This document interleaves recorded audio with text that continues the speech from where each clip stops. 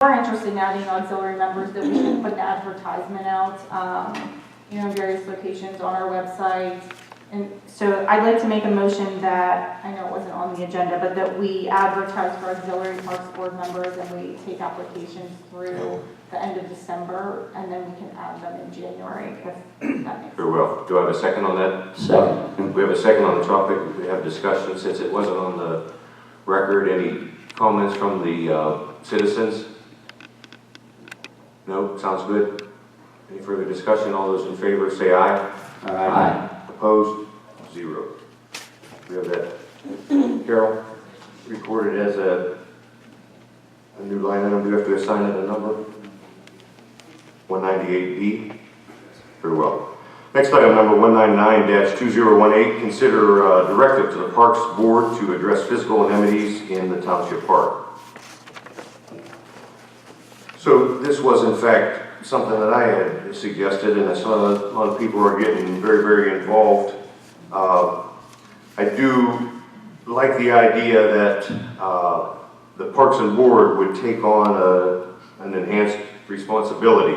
It has been that the Parks and Rec Board have only addressed the Easter egg hunt and the Fall Festival, and I believe that we're at this time in our township with the size and the residents that I would like to see the Parks and Rec Board take on all the other amenities in the park, allow them to suggest what equipment goes in there and what's needed, what are they desired. I'd like them to maybe have the ability to be proactive. If they see we're tearing down a building, well, maybe they put in a community garden or something that way.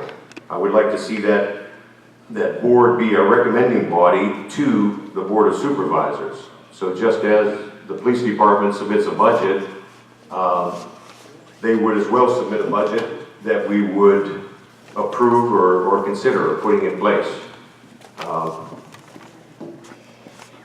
So that's what that thought is.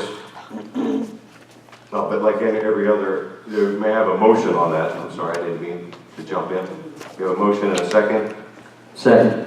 Second. Any discussions on that or thoughts? This board, Parks and Rec, they're going to have very little money to work with. You cut $100,000 off their budget. Wrong. The budget. That's not true. Excuse me if you don't mind me. I don't mean to interrupt. The budget is still in work. It still is in process. And in fact, I was made a little more comfortable in regards to that. I believe that $200,000 should go through. There was some work or an email, I don't know if you got it, from Wendy, Tammy, Jennifer Miner, that put together an itemized list of different things that the projects can be done in the park. And that was a very good and extensive list. But it's that we were after, rather than just assigning a dollar amount. Do you have any questions? Do you have discussions or questions? Well, I'd actually like to see this budget go to $300,000. Okay. So we were at 50,000. Southview Yeah. Park is terrible. And one good thing up there is the plastic slide board.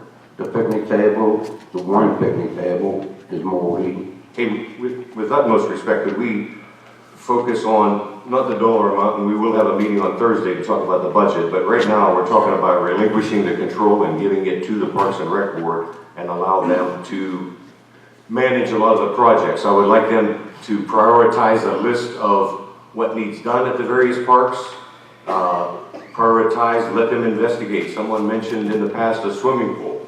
Look into it, see if it is feasible, and then recommend to the body. Maybe it's a wet zone, maybe it's those community gardens, maybe it's the libraries in each community, little box studio library. Let them evaluate all those different ideas, help establish a budget, and bring it back to the board. So until I saw these recommendations, it makes sense. She has itemized $200,000 of use. We still have $50,000 from this year that has not been used. We had $50,000 for our Parks and Rec Board in 2016. 2017 was $150,000 for the tennis courts plus the $50,000, and I'll jump back 2 years, 2014 was 50,000. So the idea, the thought, just during negotiations, we're talking at the budget meetings, we had gone from 100,000, we said 200,000 was presented by Supervisor Fisher.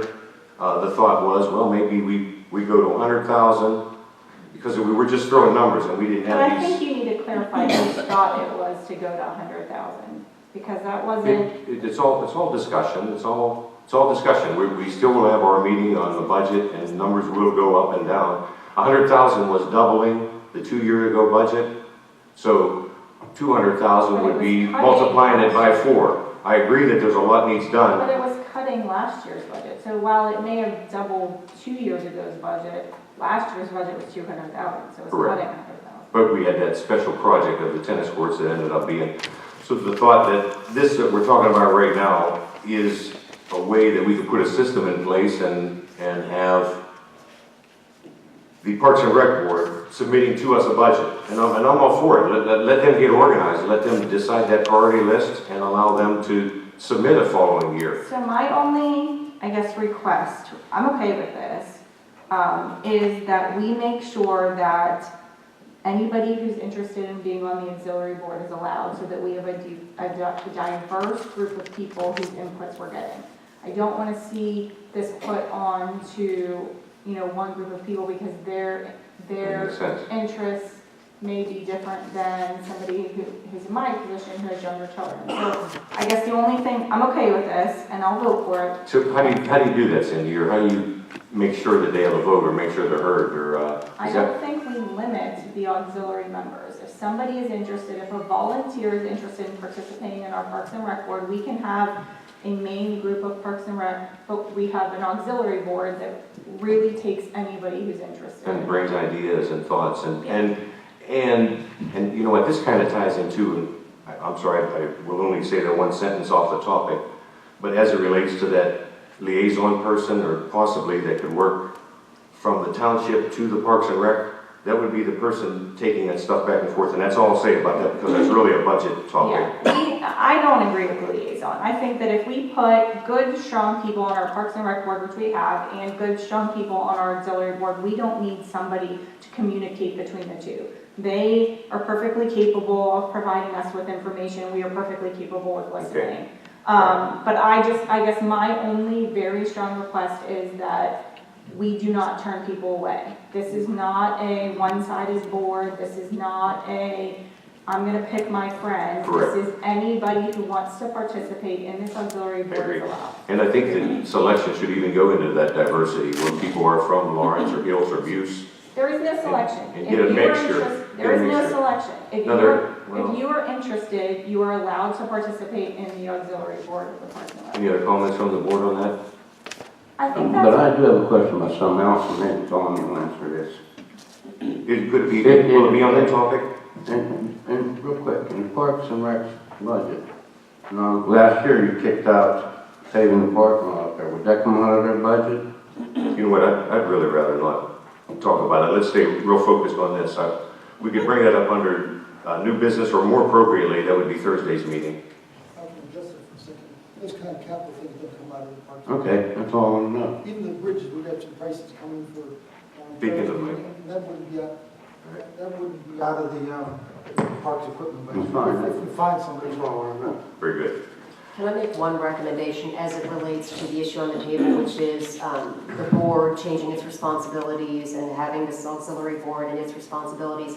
And that recommendation is that you actually put into writing some kind of very simple policy laying out the roles and responsibilities of each of the boards that we discussed tonight, so that everyone understands what they're supposed to be doing. Agreed. It doesn't have to be complex, but Right. as part of this directive, I would recommend that it just be in writing, and you could bring it, it could be developed for next month, that you could vote on it.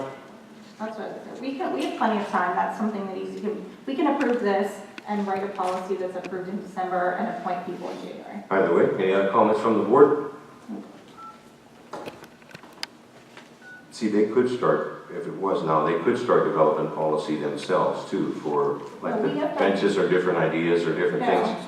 No, we have to write the policy that tells them what they need to do.